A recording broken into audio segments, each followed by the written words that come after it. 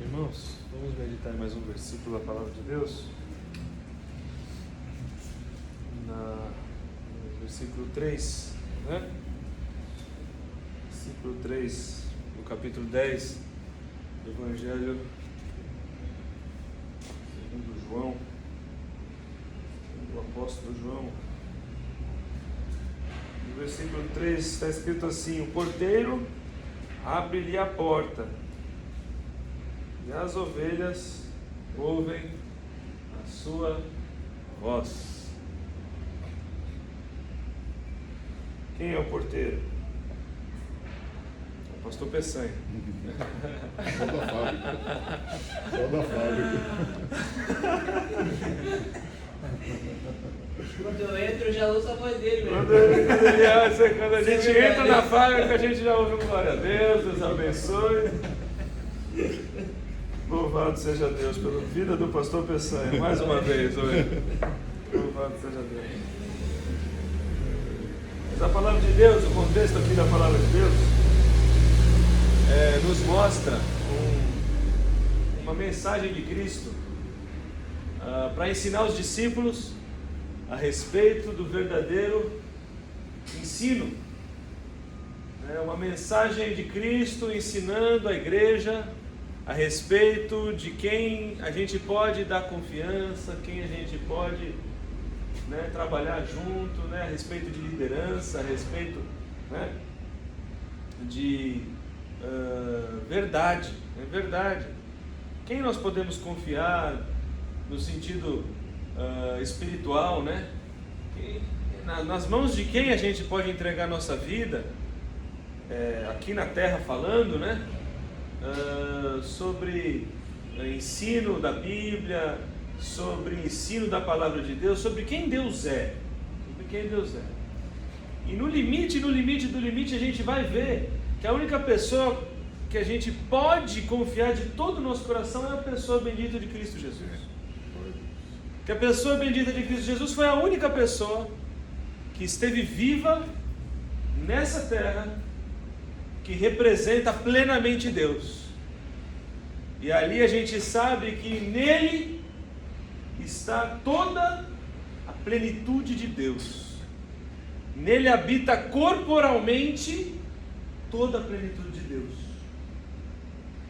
Ali também fazendo referência ali à carta aos Colossenses, que é uma carta que conversa demais com esse texto, porque é uma carta escrita simplesmente para Paulo corrigir várias heresias complexas que haviam ali, naquela que falsos mestres e falsos profetas estavam pregando naquela igreja.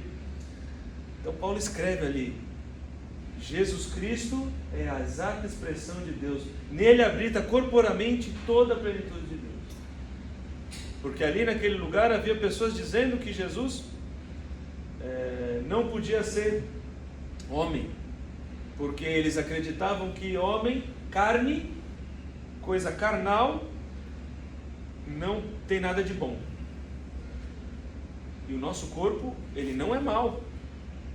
O nosso corpo, ele foi criado para a eternidade, o nosso corpo vai ressurgir. Ele morre aqui na terra por causa do pecado, mas o nosso corpo vai ressurgir. Glória a Deus. O nosso corpo não é mau. Não existe maldade na carne, no nosso ser. Não existe nada de errado em nós cuidarmos do nosso corpo, em nós zelarmos para o nosso corpo. Não existe nada de errado nisso. E não existe no nosso sangue maldição. Não existe no nosso sangue maldição. Não tem maldição no dedo do pé, não tem maldição nas costas, não tem maldição no olho. Não tem. Não existe algo que Deus olhou para o homem e falou: maldito seja o pelo do sapato. Não tem. Tudo no nosso corpo Deus fez conforme a imagem de Cristo Jesus. E porque a imagem de Deus, o nosso corpo tem dignidade, nosso corpo tem valor, nosso corpo tem a bênção de Deus. A maldição, ela está sobre o pecado e em tudo que nós cometemos de pecado. nós infectamos o nosso corpo com o pecado. Se nós com as nossas mãos praticamos injustiça, matamos, cometemos torpeza, adultério, uma série de coisas, né, com os nossos membros, aí sim, o membro não foi amaldiçoado, mas aquele ato contamina a nossa vida como um todo, e a gente sofre consequências do pecado e tudo mais, mas o corpo em si não é mau.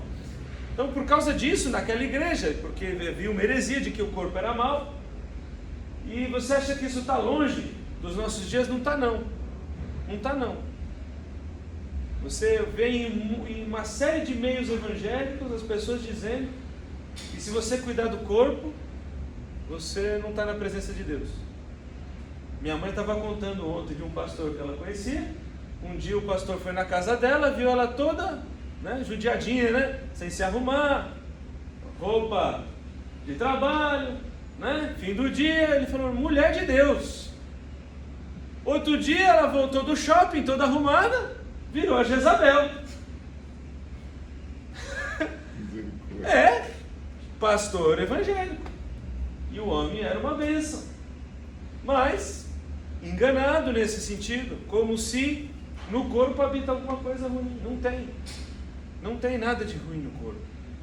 Então, a exemplo de tudo isso, né, a exemplo desses ensinos, Jesus ele vai de uma maneira metafórica, né, dizer a respeito do porteiro que abre a porta e as ovelhas ouvem a sua voz. O porteiro, ele reconhece quem é o dono do aprisco.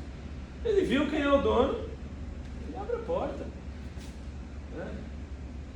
As pessoas que pregam o nome de Cristo, em contraste dos fariseus, em contraste dos hipócritas, o que acontece com o fariseu e com o hipócrita quando ele vai entrar na presença de Deus? O porteiro fala: que não, você não vai entrar nesse aprisco não, porque eu não te conheço. O agente espiritual que abre as portas para que o verdadeiro mestre possa entrar, reconhece que o mestre é verdadeiro, e o porteiro abre a porta e ele entra. Então, Cristo Jesus, ele teve as portas abertas para ele entrar na presença de Deus, como nosso representante. Cristo Jesus, que é o verdadeiro mestre, o único e verdadeiro mestre, ele teve a sua porta aberta. Todos reconheceram no céu e na terra que ele é o Rei dos Reis, ele é o único digno de todo louvor, e a porta foi aberta. Deus abriu a porta do céu, da terra e de tudo para ele cumprir o seu ministério. O ministério de ensinar para todos os homens quem Deus é. E porque ele é reconhecido nos céus e na terra, a porta foi aberta para ele. E a semelhança também de verdadeiros mestres e verdadeiros pastores, Deus abre portas. Deus abre portas. Porque aquele que entra pelo caminho certo, pelo caminho correto, Deus abre portas para que a palavra de Deus seja pregada. Não existe um pastor, não existe um líder que Deus não tenha levantado e feito com que aquele aprisco, aquelas ovelhas, né, aquele cuidado fosse dado para ele. Jesus é o Supremo Pastor, e a semelhança do Supremo Pastor, todos que seguem a Cristo de verdade têm o seu rebanho, e Deus abre as portas e dá aquele rebanho para aquele pastor cuidar, para aquele líder cuidar. Não existe igual varejo, né? Não existe varejo, não existe, né? No mundo as pessoas compram varejo e passam a ser dono lá. Não tem franquia. No reino de Deus não tem franquia, não tem varejo, não tem licenciador, não tem nada disso que tem no mundo comercial. No reino de Deus existe a autoridade de Deus para quem entra pela porta, que é Jesus Cristo.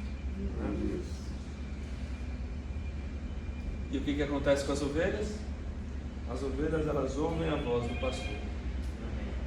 Deus fala para este mundo através de líderes que Ele mesmo levanta, que Ele mesmo usa, e aquelas ovelhas ouvem a voz de Deus. Então, pastores, pessoas reconhecidas por Deus, elas têm o seu rebanho, determinados por Deus. Deus abre a porta e Deus faz a ovelha ouvir. Então, meus irmãos, tudo é feito por Deus. Tudo é feito por Deus. Deus levanta, Deus providenciou o supremo mestre, o supremo pastor, o supremo ensino, que é Cristo Jesus. Ele abre as portas e as ovelhas que estão dentro do aprisco, elas ouvem a voz do pastor. Glória a Deus. Então, quando Cristo, meus irmãos, ele faz a obra como está fazendo aqui, ele abre as portas e as ovelhas ouvem a voz. As ovelhas ouvem a voz. Nós não precisamos fazer nada mais do que simplesmente viver e pregar a palavra de Deus. Não precisa ter evento mágico, não precisa ter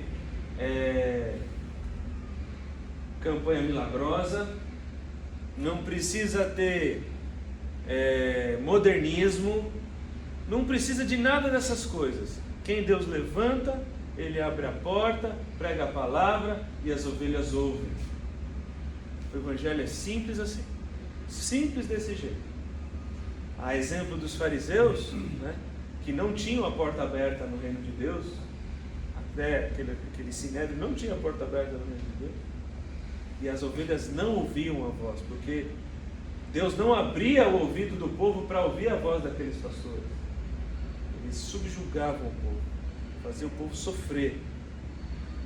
E o que acontece na maioria das vezes? Você pode perceber que se você está numa igreja onde você não ouve mais a voz de Deus, você perde todo o sentido de estar naquela igreja. Se você está numa igreja onde você senta e você fala, puxa vida, eu não ouço mais Deus falar o meu coração. Quando Deus não se agrada do ensino, Deus não se agrada de tudo que está acontecendo, é tirado o principal, o ouvir a palavra de Deus. O ouvir a palavra de Deus. Eu espero que em nome de Jesus nós possamos estar ouvindo a palavra de Deus, dia após dia aqui, que Deus esteja abençoando a sua vida, Deus esteja abençoando a minha vida, e que todos nós possamos estar ouvindo a voz do Supremo Pastor Cristo Jesus. Que nós possamos dar ouvido para Cristo Jesus, não é? E esse seja sempre, sempre, sempre a nossa maior busca aqui, ouvir ao Mestre, ouvir. Deuteronômio 6,4, ele até virou assim uma espécie de slogan, ou mantra, ou assim, é o versículo, um dos versículos mais importantes de todo o Antigo Testamento, e que os judeus até hoje, eles dão importância, que é o que eles chamam de Shema. Shema por causa do hebraico, né? Que é, ouve, ó Israel, o Senhor teu Deus é o único Senhor. Né? Deuteronômio 6,4, Shema. Ouve, ó Israel, o Senhor teu Deus é o único Senhor. Parece que isso resume toda a lei, isso resume todo o Antigo Testamento, resume toda a Bíblia. Ouça o Senhor teu Deus, ouça. Deus está nos chamando aqui para ouvir a voz de Deus, ouvir, que nós possamos ouvir, que nós possamos abrir o nosso coração para ouvir, que nós possamos realmente se achegar ao trono, ao ensino do bom mestre, ao ensino de Cristo Jesus.